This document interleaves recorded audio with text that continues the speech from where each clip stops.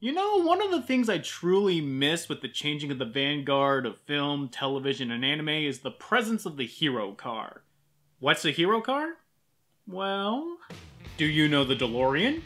How about KITT? What about the General Lee?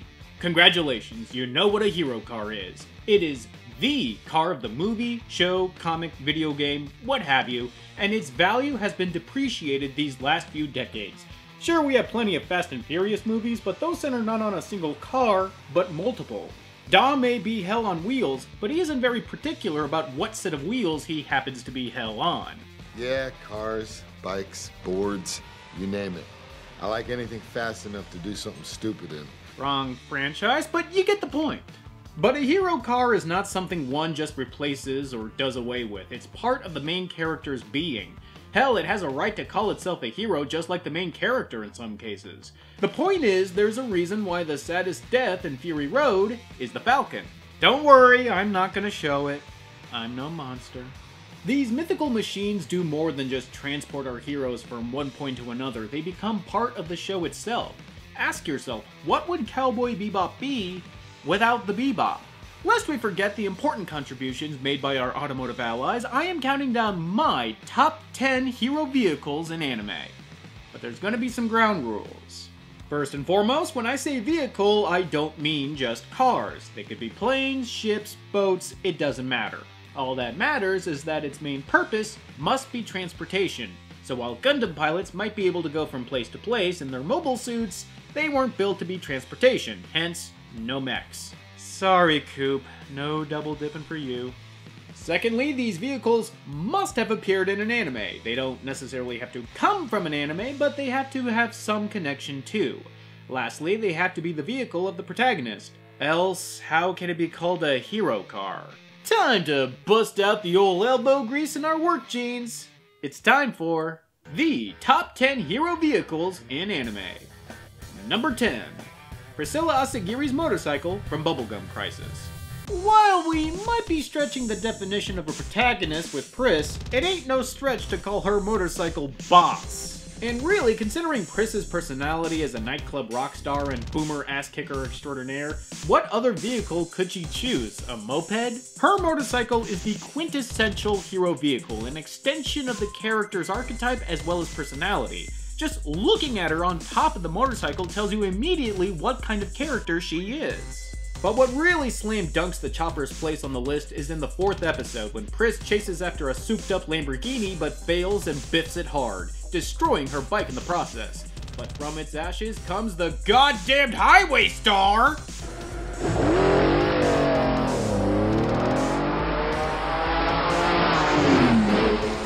A 1500cc, 700 horsepower juggernaut, the Highway Star is so ridiculously fast and insane, Pris can only drive it while wearing her hard suit. This is the automotive equivalent of Super Saiyan 3.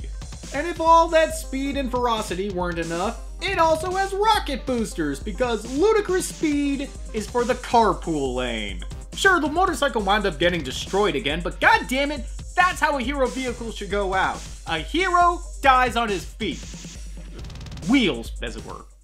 Number 9. The VF series from Macross. I know I said no mechs, but... The VF-1 is a derivative from a prototype airframe called the VFX, which was developed to prove that a transforming jet fighter was indeed possible, so the stated purpose of the VF-1 Valkyrie is a jet first, mech second. I don't call myself the sage for shits and giggles.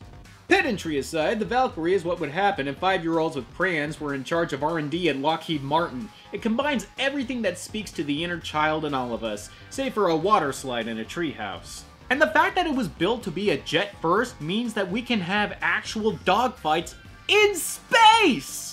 No stationary mechs or slowly drifting mobile suits just spraying and praying they hit their target for us. Oh no. We get to be deadly ballet artists, dodging insane Shoji Kawamori missiles while returning fire! What have you done? Where is she?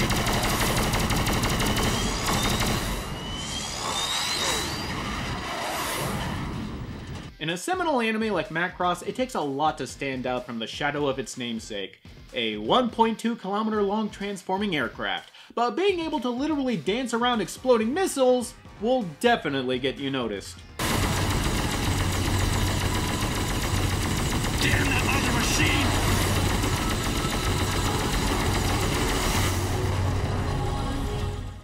Number 8.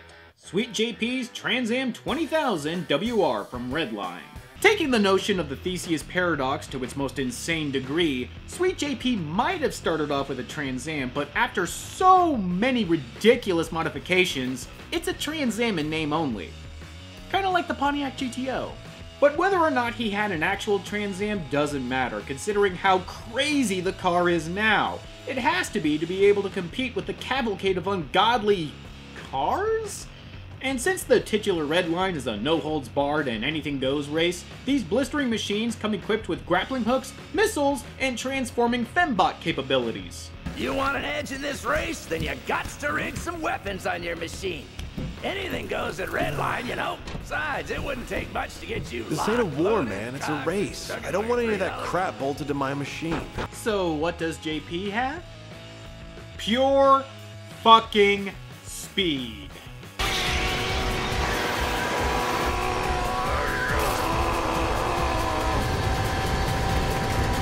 In that respect, the TransAm, despite all its augmentation, still holds on to that blue-collar spirit, where a race is won not by crippling your opponent, but by simply beating your opponent. Oh, and a quick spoiler warning for those who haven't seen Redline. If you care about that at all, just skip to this part of the video right now. I can't make mention of the TransAm without bringing up the fact that it blew up so that JP can win the race by a literal hair. It died so that JP can live. That is a goddamn hero car through and through. I'm not going to be reviewing Redline anytime soon, but when I do... Oh. Number 7. Kaneda's bike from Akira. Yeah, I know. Obvious choice is obvious. But it's obvious for a reason. Despite my feelings towards the 1988 film, I knew very well the held importance of Kaneda's bike and the iconic aesthetics it helped engender in the anime culture. I mean, how could I not, considering how many times it's homaged in other anime? Hell, even outside of anime!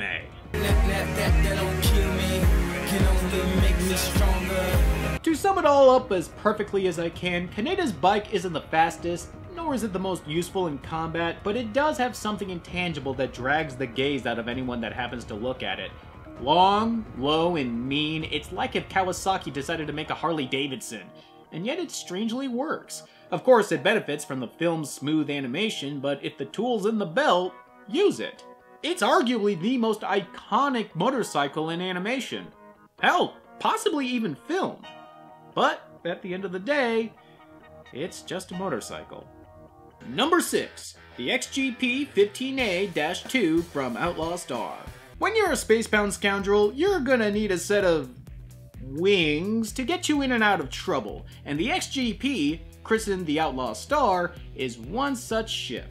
Developed as a joint venture between space pirates and the government, the XGP is a vessel that was originally designed to find the Galactic Ley Line, a mythical location said to hold the knowledge of the universe itself. But in the hands of Gene Starwind, it's a vessel made to kick space pirate and Tau Priest ass.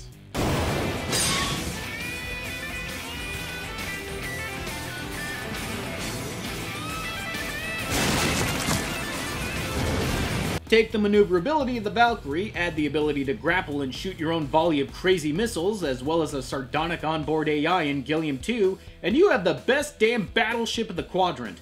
Honestly, the XGP was a ship that did what it wasn't supposed to do. It wasn't the best grappler, but it grappled with the best of them. It wasn't built for speed, but they raced it anyway. You have to admire that sort of scrappiness.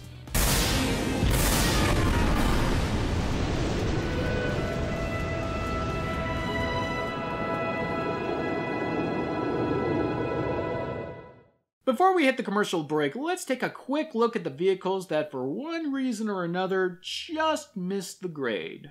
Capsules from Dragon Ball. Yeah, remember when we thought the future was going to be everything in pill form?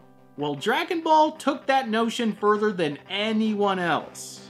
Capsule motorcycles, capsule jets, capsule spaceships, goddamn capsule time machines! No stone was left unturned by Capsule Corp, creating a number of lasting machines and vehicles that lent Dragon Ball a distinct visual identity and sense of world building.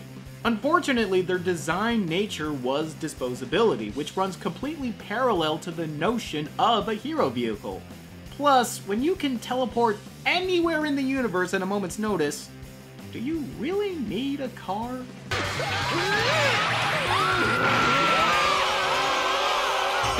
Ryoohki from Tenchi Muyo. Sure, intergalactic travel on a spaceship is cool and everything, but you know what would make it even cooler? If that spaceship was your pet. And therein lies the appeal of Ryoohki. Even the fact that she can be annoying doesn't take away the fact that she is a space-traveling rabbit cat that can take you and all your friends to the end of the universe. And yet the series rarely treated her like a spaceship. Most of the time she was in her cat-rabbit form, or...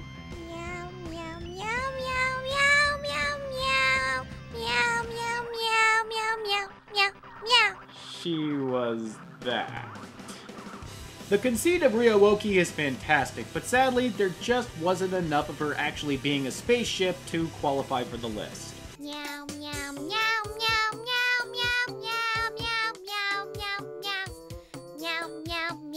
The Tachikomas from Ghost in the Shell's standalone complex. One of the very few means of transport that also could qualify as a bona fide character in their own right, what wound up being the deciding factor on whether or not these think tanks would be on the list is their purpose. Which kind of fits the theme of Ghost in the Shell the more you think about it. Sure, the Major and Bato rode around on Tachikomas, but could you make the argument that that was their main purpose? Or were they built to be mobile support that could also double as a ride if the situation called for it? Simply put, there's just too much blurred for me to place them on the list. Racer X's Shooting Star from Speed Racer. Racer X isn't the protagonist, so that kind of closes the book on that. And also, even if you consider him an anti-hero, the fact that most of you out there couldn't name this car Vast is proof enough of its lack of impact. It's the Winston Zedmore of cars, a necessary aspect, but for some reason entirely forgettable. Chocobos from Final Fantasy. Chocobos are an icon in an iconic franchise, and in the early goings of the games were a lifesaver if you were dumb enough to wander outside the towns without stocking up on potions or Phoenix Downs. Still, the Chocobos present a philosophical conundrum. Could an animal be considered a vehicle? Since the characters use them as such, with the occasional digging minigame thrown in, you'd think that would be the end of the argument. But they're animals. They're life. The only reason why they could be considered vehicles is because the characters came along and co-opted their existence for their own benefit. I mean, they're not like Yoshis that are born with a saddle, and that just brings up a whole mess of questions that I'm not up to answering right now, so to avoid the headaches, they're off. But not before I remind you all that this song exists.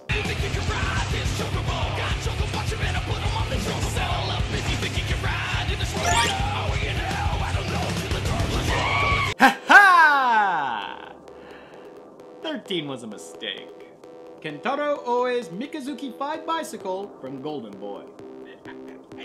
Look, the man jumped a Homer Simpson gorge and lived to tell the tale.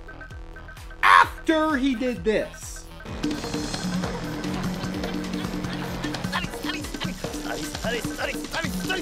But is this because of the bicycle or the man riding it? I think you all know the answer to that one. Rush from Mega Man. God damn it, I so wanted to put Rush on the list. Really, I did. He's a robot dog that Rock rides around on like a hoverboard. Rush is practically every kid's dream come true. I mean, who didn't want Rush in their lives as a child? Or now! And unlike the Chocobos, Rush being a robot means that he was specifically designed and built to be Rock's transportation. But Rush's anime presence is lacking to say the least. He was completely absent from Star Force, was barely in the 1993 OVA series Upon a Star, and, well, the less said about him in NT Warrior, the better. A good boy deserves better. Way better! Appa from Avatar, The Last Airbender. Look, he's just Best Bison, okay? Nothing more to add, he's just Best Bison. End of story. Number 5, Spike Spiegel's Swordfish 2 from Cowboy Bebop. While the eponymous Bebop is important to the series, hence why I name-checked it at the top of this video, I think dollars to donuts, we'd all rather have the Swordfish. Not for nothing, but how many times did the Bebop break down or was the center of frustration for the cast over the course of the show? It just seemed like every other episode there was something going wrong with the Bebop, whether it was a coolant leak or a mutated Ganymede rock lobster getting into the vents. So that's the story. And what was the real lesson? Don't leave things in the fridge. 10 out of 10. Masterpiece anime. Meanwhile, the swordfish was an ever-present and reliable staple of Spike's. Not only was it the principal means he used to get from point A to point B, but some of the most powerful and moving moments of the entire series was when he was in the swordfish, dogfighting over Callisto. Sometimes a hero vehicle isn't made by what it can do, but rather by the presence it holds with the viewer. And nowhere is that more evident than in the fact that it was the best thing about Boogie Woogie Feng Shui, the worst episode in the entire run. Let's just say, when Mighty Casey strikes out, he strikes out hard. Salvaging episodes, zooming through space gates, and taking out rockets that are housing a virus that'll turn people into monkeys, it takes a reliable machine to do all of this and more, and the swordfish is more than up to the task. Landing wheels aren't retracting! Yeah, and the number 2 nozzle won't work either. What? Are you for real? We can't live Oh well. without them. I knew I should've Whatever happens, I happens. don't wanna die yet. I can Number 4. The Mach 5 from Speed Racer. Kinda tipped my hand a little bit, didn't I? Nevertheless, the Mach 5 is as much a part of anime history as it is a part of cartoon history. Few titles can lay claim to a more storied history with anime in America than Speed Racer, and the number one reason is the Mach 5. When you break down the design and the appeal of the Mach 5, it's not hard to see how it captured the imagination of an entire generation of children in the 1960s. So much so that America created its own spin-off series over 40 years after the original series ended. It all comes down to the simple fact that the Mach 5 is unapologetic in its childlike design. From its aesthetics to the myriad of gadgets and impossible devices available to Speed at the touch of a button, the Mach 5 is just plain ridiculous. Auto jacks, belt tires, cutter blades, deflectors, it can glide short distances, it can go underwater. It's like if Kevin McAllister designed a car. While Redline did a lot to revive the notion of the hero supercar in anime, ultimately they were trying to capture the spirit of the Mach 5. Which makes it a better Speed Racer movie than the Speed Racer movie. For decades, no singular hero car has ever spoke to the inner child in all of us quite like the Mach 5. But if you want to top my list, you're going to have to do something more difficult than that. Be real. Number 3. Arsène Lupin's 1957 Fiat 500 from Lupin III, The Castle of Cagliostro. You might make the argument that this shouldn't count because Lupin used many cars in his adventures, including the Mercedes-Benz SSK that he drives for reasons I won't go into. But I would argue that the Lupin we got in Castle of Cagliostro is a different character than in any other Lupin incarnation. This was Miyazaki taking the franchise and making it his own, if only for one single movie. And in this single movie, he drives a yellow Fiat 500, because the lead animator Yasuo Otsuka drove one. And it works. Miyazaki's Lupin was a wandering thief that literally lived out of his car, and with such reliance comes a bevy of necessities for such a lifestyle, including, but not limited to, an overdrive mode that somehow allows the car to break the law of physics.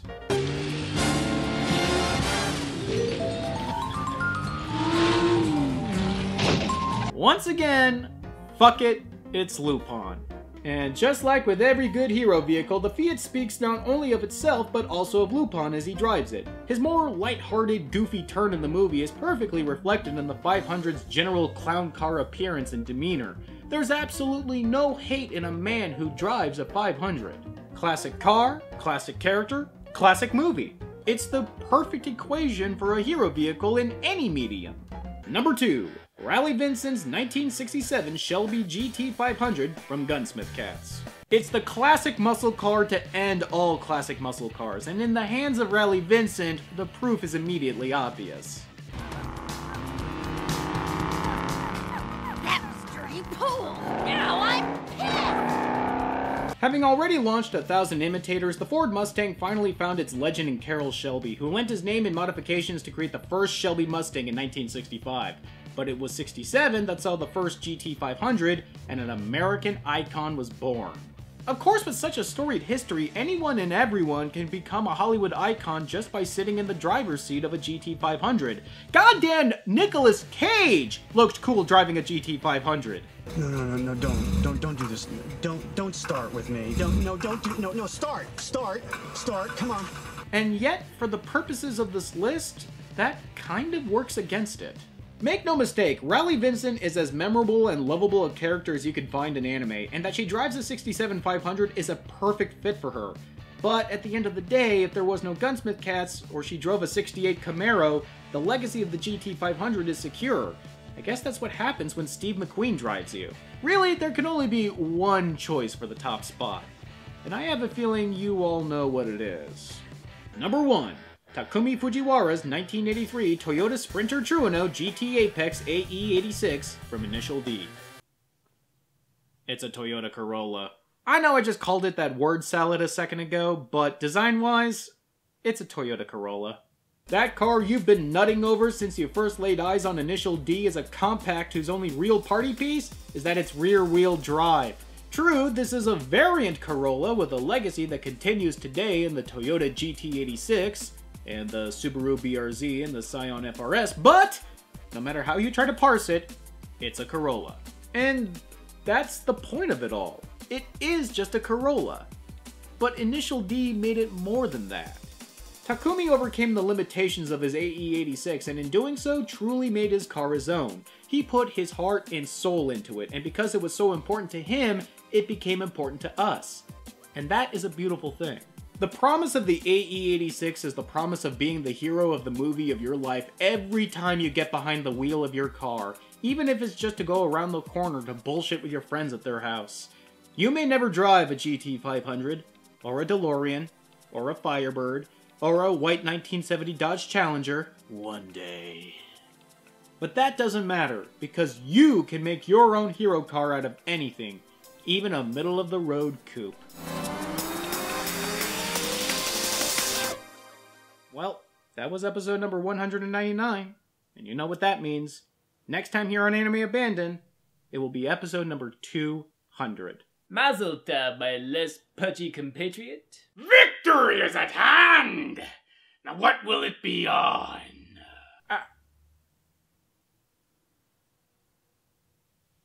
I don't know.